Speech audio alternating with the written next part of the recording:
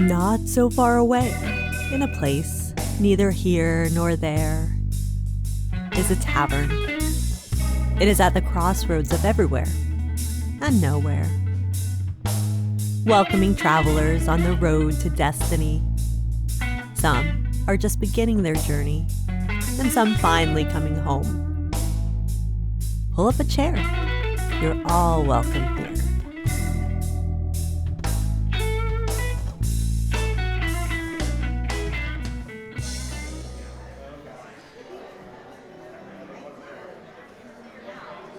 Hello and welcome.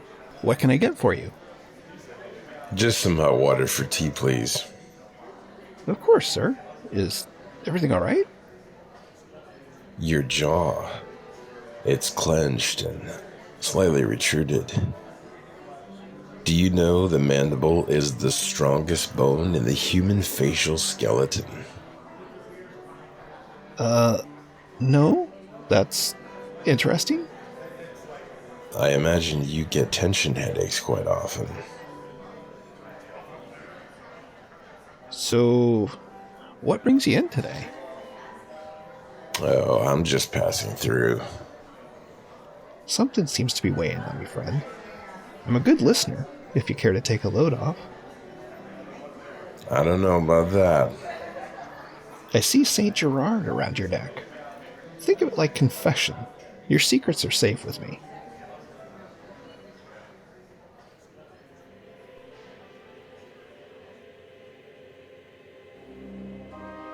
I learned as a boy that light tends to distract from the dark. And it's why I stand here, diametrically opposed between the doors of St. Vincent's Church and a police station. I was never any good at making decisions that required me to weigh good and evil. Mother taught me that if I wanted absolution, I could always confess. The wrought iron filigree handle, warm to the touch on my soft hands, felt like a tiny burn of what I may need to repent.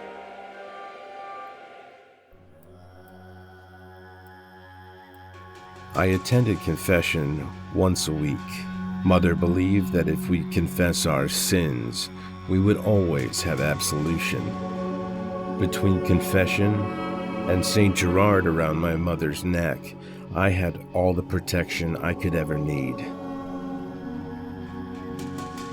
Mother, why don't you ever go to confession? Now, Hank, you worry about your own sins, and I'll worry about mine. Come help me pick out a dress. St. Gerard was the only man aside from me to keep his place in our home.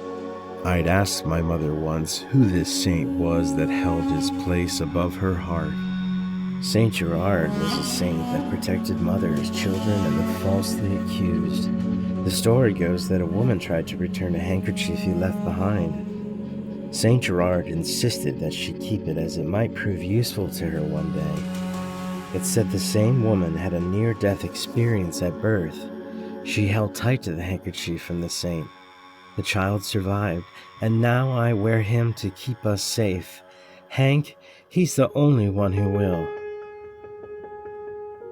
The story of the saint was the only motherly anecdote Helen Delight bestowed upon me. The glimmer of St. Gerard every morning at breakfast was the only sign that she loved me as her child. I loved anatomy twice as much as I loved my mother because of her long, sleek neck. I'd spend hours studying anatomy and physiology books to fall asleep at night. I memorized the names of each of the bones, and I categorized the sinewy tendons and the ligaments until I was cross-eyed from the multi-syllabled, hard-to-pronounce words.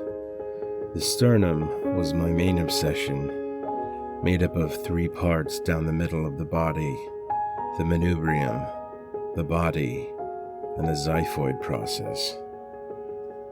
The manubrium, being concave, helped create a jugular notch upon which Mother's necklace sat. I made my way to California in hopes of fulfilling my mother's legacy of becoming a model.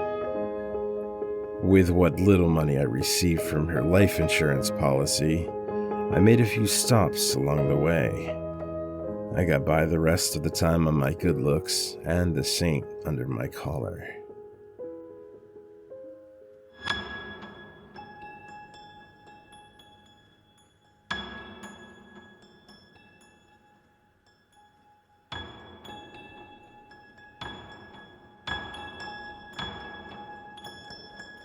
I met Shelley in Grand Rapids at a park where she chased her young son around, shrieking with joy. The dark brown feathered hair caught my eye first. The rounded apple-colored cheeks reminded me of a younger version of Helen. She was stunning. The old, "Excuse me, miss, did you drop this?" pickup line worked well. I held out a silky handkerchief covered with hand-painted white and pink peonies.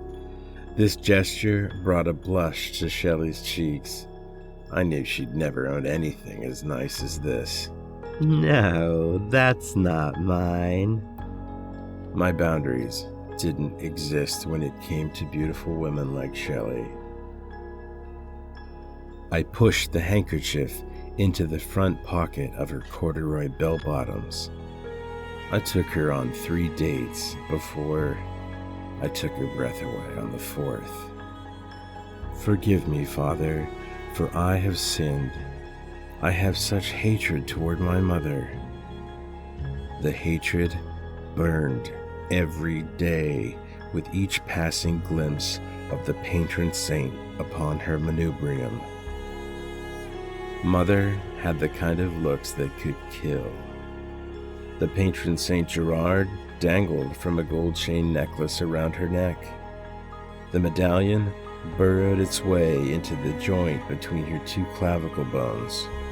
Anatomy and the saint were the perfect pair. The dips of my mother's breastbone allowed the saint to gaze down to the midline of her body. Carly and Bismarck recognized St. Gerard around my neck. When she pulled her own patron saint from beneath her blouse, nestled in her jugular notch, I made my move. I spilled some tea on her while she served my table, and we laughed as I wiped her denim skirt with my handkerchief. The nape of her neck didn't quite meet my dating requirements at first. I gave her the handkerchief with the bluebirds and tulips on it anyway. Carly was a single mother to Joey. I met Joey on the 3rd date. I watched as Carly kissed her son goodnight. "Aren't you going to wait for the sitter?" I leaned into the door frame, biting my lower lip, baiting her to say the right thing. No, Joey's fine on his own. Aren't you, Joey? I broke Carly's heart on the 3rd date and took the patron saint with me on the 4th. Forgive me, Father, for I have sinned. I cannot discern between good and evil. I stole something that wasn't mine to take. A breastbone is a place for a man to lie his head, I've discovered, not for that of a child. I was a young man that spent most of my time alone with my mother in front of the old black and white television set. It didn't take much to meet my entertainment needs. I survived on wowing her with anatomy facts, admiring her in date night outfits, and not much else. Mother told me there wasn't much else to need, as I'd be a man one day. A man that needed to learn one thing, and it was only right that I learned how to keep the company of a sophisticated woman. Watching my sophisticated mother change for her date always led me to see the smallest part of her sternum, the xiphoid process. Its smallness didn't take away from the top of her perfectly flat abdomen. Forgive me, Father, for I have sinned. I disobeyed my mother twice this week. I did not smile when she asked me to. I could not smile when she changed her clothes for the 5th date of the week, allowing me to see her xiphoid process. I wasn't one for taunting. Mother, did you know that bones are stronger than steel? Your ring box, the one that holds the black pearl circled with diamonds, it could brace up to 18,000 pounds of weight if it were one of your bones. Isn't that fascinating? Sure, Hank. The weight of being an unmarried single mother with no men or agents knocking at my door, that could crush every bone in my body. Tell me, what does your fancy science book say about the weight of that? I'm certain I was not meant to hear those words, but Mother didn't differentiate what was and what was not appropriate around me. The sternum is meant to protect the heart. My mother's chest plate had been subjected to pulverization by the man that left her as a bag of non-caring dust. She was more apt to get in one's eyes, causing pain and tears, all because her looks got her a baby out of wedlock and not a ring. Maternal instincts didn't resonate with Helen Delight as much as being beautiful to an attractive man did.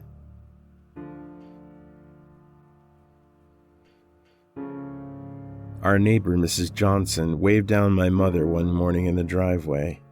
"Helen, good morning. The other ladies and I would love to have you over for a game of bridge next week. What do you say?" Helen, being Helen, reached over and corrected the collar of Mrs. Johnson's dress. There, that's better. I couldn't focus on your words with this beautifully disheveled house dress you're wearing. Poor Mrs. Johnson. She blushed with embarrassment in the presence of my mother's regality. She made an abrupt excuse to get back to her home as there was a roast chicken in the oven. Being the envy of every housewife, seeing her face in print did bring her a significant smugness, but not much else. Her words were often spoken through a non-existent filter. She'd speak with a bright, convincing smile. Her voice was such harsh honesty. There was no need for me to interpret her words as anything other than cruelness behind a facade. Helen Delight taught me how to say what I meant with smoothness and insincerity.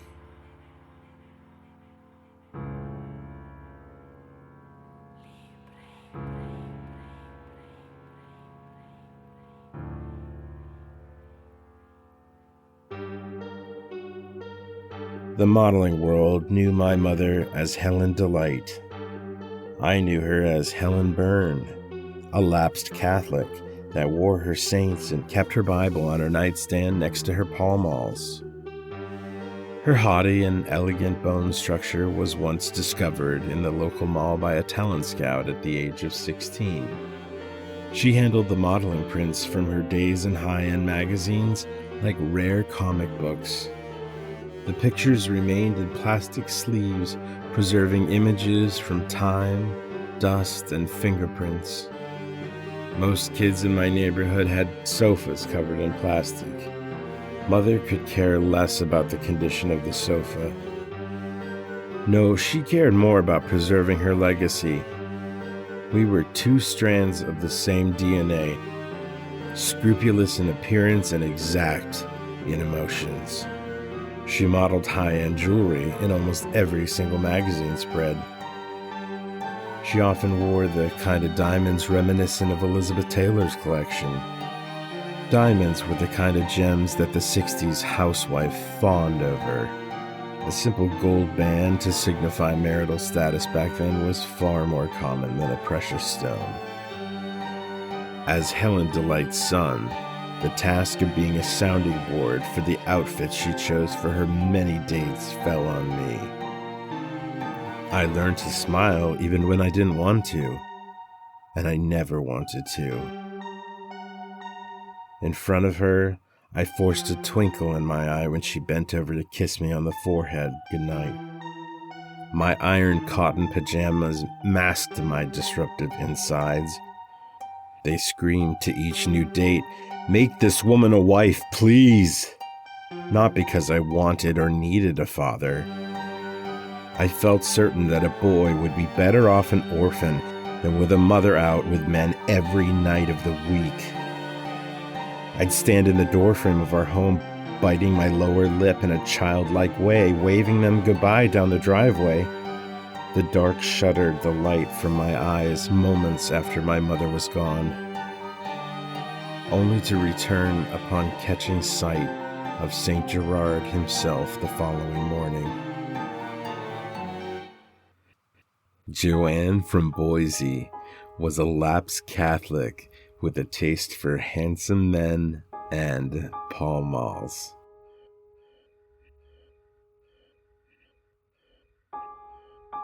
I met Joanne at a casting call where we both auditioned for some commercial work. Her dark chestnut hair swept over her right shoulder.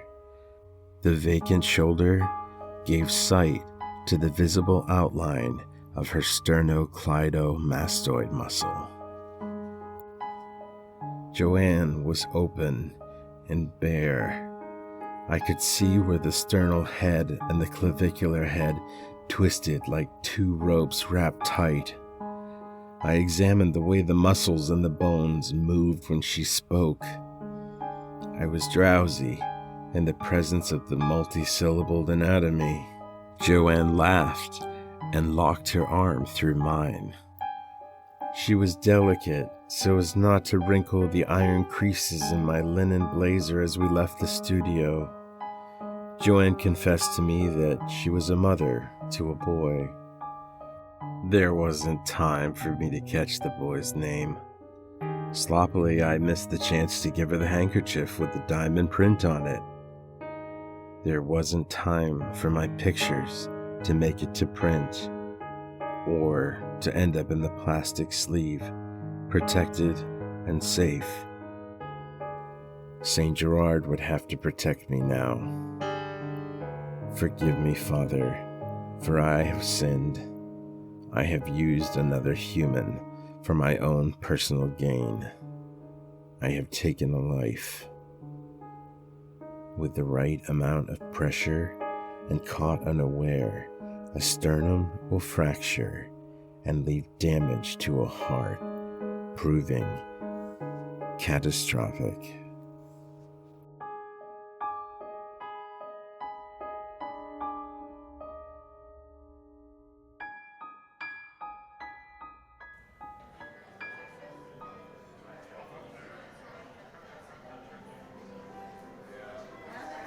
Well, I don't have the power of absolution, but your story is safe with me. No matter. I should be going anyway. What do I owe you? On the house.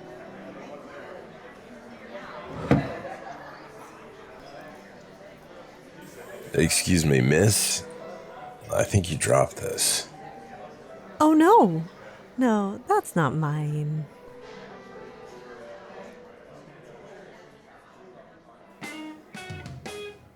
You've been listening to Crossroads Cantina. Today's episode was written by Shea West and produced by Beth Connor. Featured in the cast, Michael Connor as the bartender and R.S. Pierce as Hank and the narrator. Hope to see you again soon at Crossroads Cantina.